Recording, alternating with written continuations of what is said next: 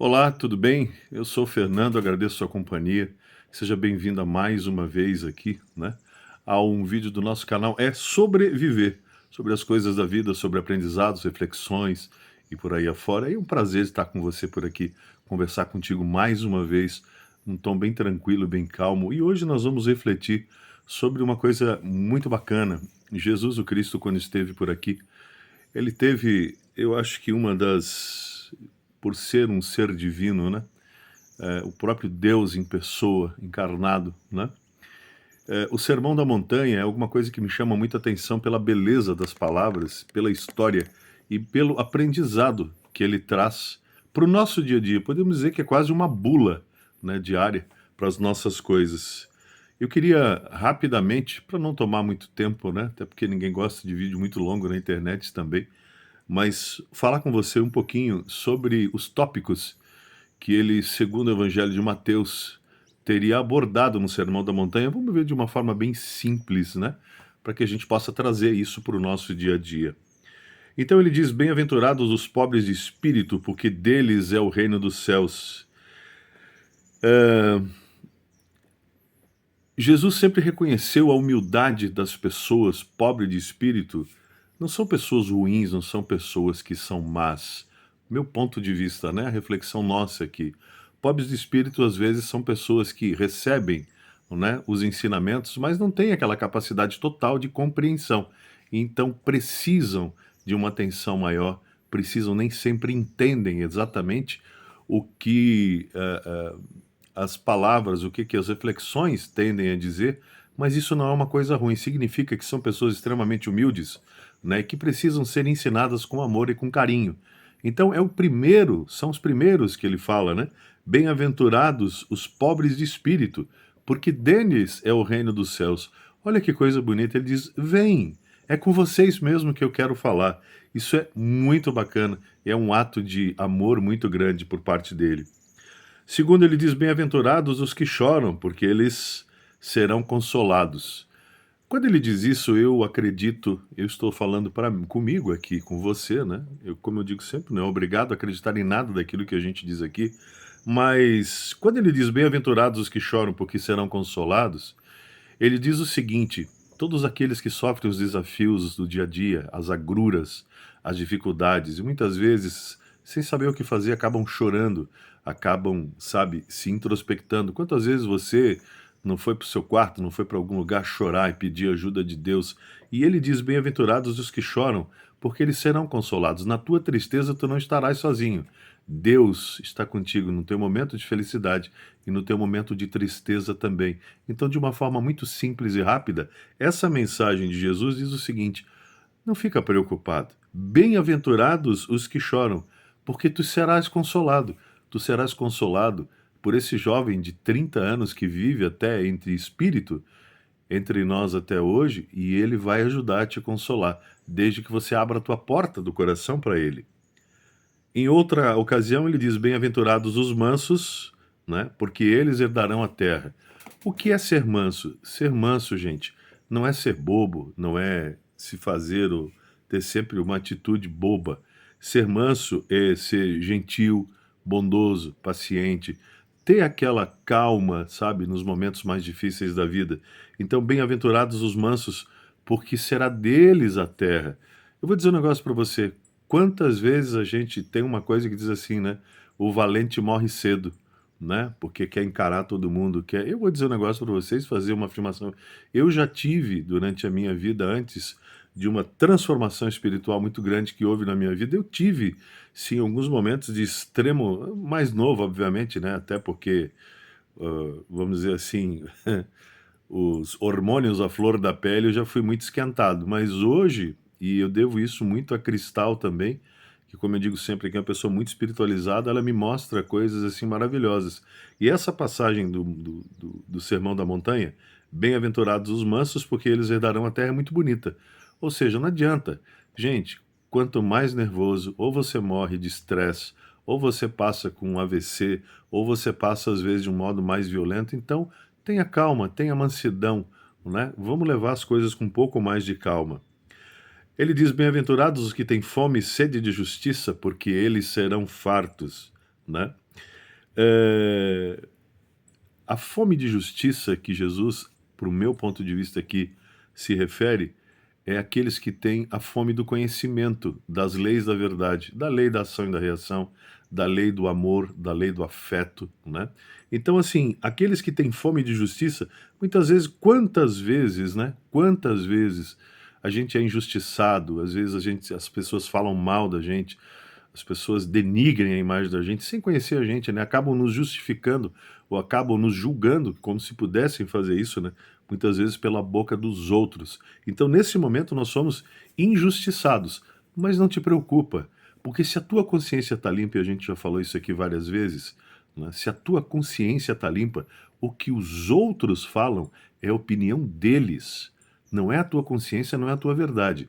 O que importa é a tua consciência. A tua consciência é o lugar onde somente Deus entra na qualidade de juiz.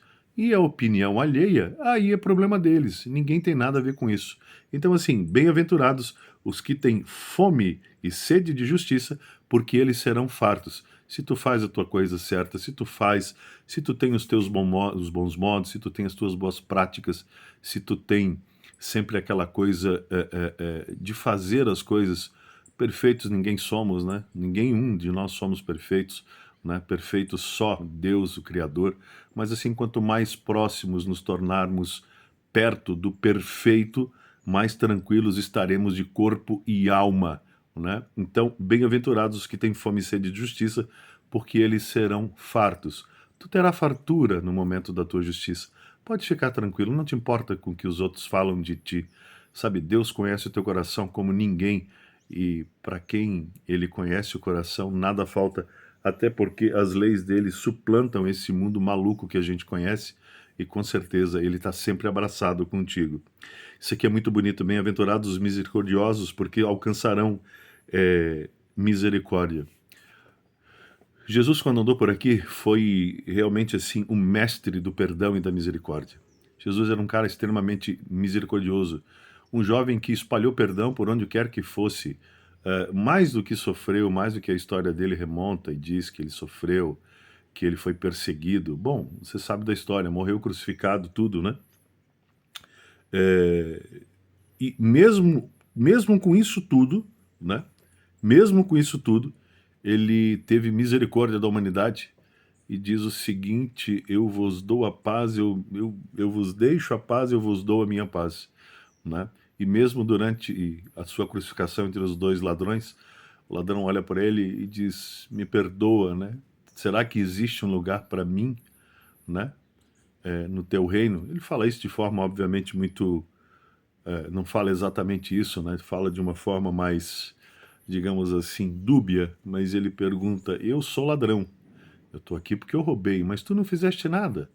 Por que estás sendo crucificado? E Jesus olha para ele na cruz e diz: te acalma, hoje ainda tu estarás comigo no reino dos céus. Essa entrega foi feita no momento de maior dor. O que significa? Que mesmo você estando a vida inteira e de repente não querendo aceitar que existe algo maior, uma força maior, um criador maior, no teu último segundo de vida ainda tu podes conseguir, né, essa proximidade com Deus, desde que seja alguma coisa muito, sabe, pura e realmente de vontade do teu coração. Vamos ver aqui. Bem-aventurados os puros de coração, porque eles verão a Deus. Às vezes a gente vê algumas pessoas, né, que parecem que são muito puras, chegam a ser até meio, sei lá, muito, parecem, né, que são bobas. Não. Eu quero dizer para você o seguinte: vamos começar a olhar para essas pessoas com outros olhos, né, que são justamente os olhos puros. São pessoas que precisam haver na face da terra, porque quanto mais puros nós consigamos ser no meio dessa loucura toda tórrida chamada vida, mais perto nós vamos chegar, né, do caminho divino, né? O nosso espírito ele precisa ser purificado, e ele só é purificado através da bondade, através da pureza de coração. E quando eu falo coração, você sabe, eu não falo do órgão físico, coração que bate e bombeia sangue. Eu falo da consciência do coração, da nossa alma ser puro, e isso é muito importante. Então, bem-aventurados os puros de coração, porque eles verão a Deus. Quem é o puro de coração? Aquele que não vê maldade nas coisas. Ah, mas daí eu sofro demais. Sim, você sofre porque você é puro, né? Na verdade, você não sofre. Quem sofre é quem vai praticar a impureza, quem vai praticar a esperteza, né? Contra ti. Se tu te aliares com Deus, ninguém mais vai poder contra ti. Isso aqui também é muito legal nesses tempos difíceis que a gente fala aí, né? Nós estamos vendo falar muito em guerra, tudo bem-aventurados os pacificadores, porque eles serão chamados filhos de Deus. Sabe, sempre quando a gente faz uma palavra boa, uma palavra de esperança, uma palavra pacificadora, quando nós entramos no meio de uma contenda, né, de uma briga, de uma discussão qualquer, familiar, de rua, coisa e tal, e aí eu peço que você realmente aí com relação de confusão de rua ou alguma coisa, você tome cuidado, porque hoje tá uma loucura, né? Hoje se você olhar para alguém para dizer bom dia, às vezes, né, a pessoa tá mal humorada e pode não reagir de acordo com aquilo que você imagina, mas se você for um pacificador, se você levar um pouco de paz, se você levar um pouco de esperança, que é o que a gente tenta fazer aqui, né, nos nossos vídeos, né? Não estou dizendo que somos nós, existem várias pessoas que estão fazendo trabalhos lindos como esse, né? E não estão só nas igrejas, não, estão fora delas também, tá? Nas ruas, nos campos e por aí afora. Eles serão chamados filhos de Deus. Então, se tu tem uma palavra pacificadora, se às vezes no meio de uma discussão quente tu só diz, para, calma, vamos se acalmar. Tu já estás sendo pacificador. Então, bem-aventurados os pacificadores, porque eles serão chamados os filhos de Deus. E aí vem o seguinte, né? Bem-aventurado, olha isso aqui que bonito, gente. Bem-aventurados os que sofrem perseguição por causa da justiça, porque deles é o reino dos céus. Gente, como é que eu vou dizer para você? Quando a gente fala as coisas que as pessoas precisam ouvir, não que elas querem ouvir, muitas vezes a gente digamos assim, como é que eu vou falar isso? A gente é muito crucificado, né, no sentido exemplar da palavra, né? Que a gente é muito condenado, porque às vezes as pessoas não querem ouvir aquilo que elas precisam e querem ouvir só aquilo que elas querem ouvir. E quando a gente fala aquilo que elas precisam ouvir, elas ficam extremamente estressadas, bravas, chateadas e por aí afora. Então, não desiste disso. Bem-aventurados os que sofrem perseguição por causa da justiça, porque delas é o reino dos céus. O que é o reino dos céus? É a plenitude, a calma, é a tranquilidade, é deixar a divindade bater dentro de você, né? É aquela coisa de deixar realmente acontecer as coisas boas da vida, né? Que ocorrem dentro do teu coração. E ainda falando do Sermão da Montanha, tem uma outra parte que ele diz assim, bem-aventurados quando te maldizerem ou te perseguirem por minha causa, né? Olha o que ele já falou naquele tempo lá atrás, né? Há 2000 e poucos anos atrás. Por quê? Nesse momento de loucura que o mundo vive, nesse momento de maluquice, né? De todo mundo falando em guerra, todo mundo falando em guerra nuclear e coisa e tal. Não gosto nem de falar nisso aqui, falar de coisa boa, né? Todos aqueles que levam a verdadeira palavra sem preço, sem valor, que levam a palavra de Jesus no coração e que falam da bondade, da misericórdia desse jovem nazareno de 30, 33 anos que pregou a paz, né, que foi um revolucionário da paz, muita gente é perseguida, né? Falam que são chatos, coisa e tal. E tem realmente assim, acredito que tudo tem um tempo certo na vida e uma espécie de uma abordagem, né? Tudo tem que ter calma, tudo tem que ter uma compreensão, mas ele mesmo diz, ele já sabia, né? Que em tempos difíceis, todos aqueles que falassem no nome dele, e o nome dele representa paz, misericórdia, humildade, bondade, não orgulho, não arrogância, né? Esperança. O nome dele representa, como é que vamos dizer assim, fazer o bem sem olhar a quem, né? Tudo isso representa, é claro que se no meio do mundo conturbado como esse a gente falar dessas coisas, e você simplesmente tocar no nome, como a gente toca aqui de vez em quando, né? Olha que legal que Jesus falou aquilo naquela época, né? Olhando Jesus de uma forma muito leve, né, de uma forma muito tranquila. É claro que uma das coisas que ele mais... Eu acho que o maior mandamento, né, primeiro, né, amar a Deus sobre todas as coisas, e segundo, né, ama teu próximo como a ti mesmo. A partir do momento que tu ama o teu próximo como a ti mesmo, tu estás fazendo um exercício maravilhoso de tratar a ti mesmo, ao próximo, como tu gostaria de ser tratado. Vamos lá, né? Olha só que legal falar da história, né, das lições de Jesus o Cristo, visto de uma forma muito tranquila, muito sincera e muito serena, né? Por exemplo, você não vai pegar um copo, não vai pegar uma caneca e encher com uma água de um rio sujo para tomar. Você não faz isso com você. Então você não vai querer fazer isso com outra pessoa também. Você não vai querer, por exemplo, fazer alguma coisa que te prejudique pessoalmente, financeiramente, moralmente. Então a gente também não deve tentar fazer isso com outras pessoas. Ah, mas eu já fiz, eu não sabia. Ok, está perdoado, você não sabia. A partir do momento que você tem consciência dos teus erros e você continua os praticando, aí você tem que começar a prestar atenção. Mas também não quer dizer que você vai estar condenado pro resto da vida, não, porque você tem tempo ainda para tentar se corrigir. Então, vamos prestar atenção. Esse Sermão da Montanha é um sermão muito bonito, é uma verdadeira lição de vida, uma bula de remédios, né, de um remédio espiritual muito importante, muito legal, que Jesus deixou para a gente numa montanha maravilhosa, né, com muitas pessoas, e as pessoas ficavam realmente maravilhadas com a forma de ele falar, porque ele falava de uma forma muito simples, ele falava de uma forma muito mansa.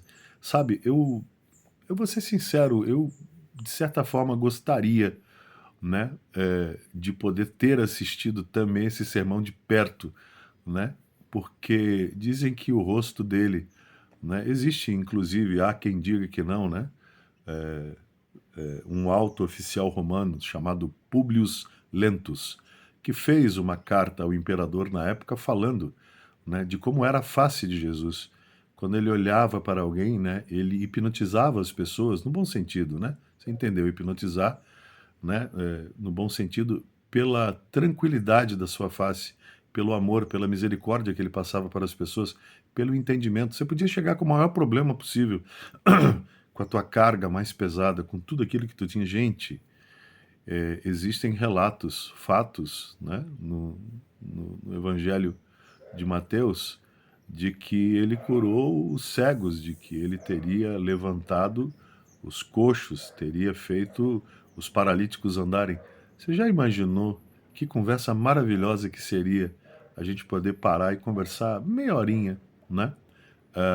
Com esse Jesus maravilhoso que fez e continua hoje, quando lhe é permitido entrar na casa, né, na nossa casa interna, maravilhas por todo o mundo.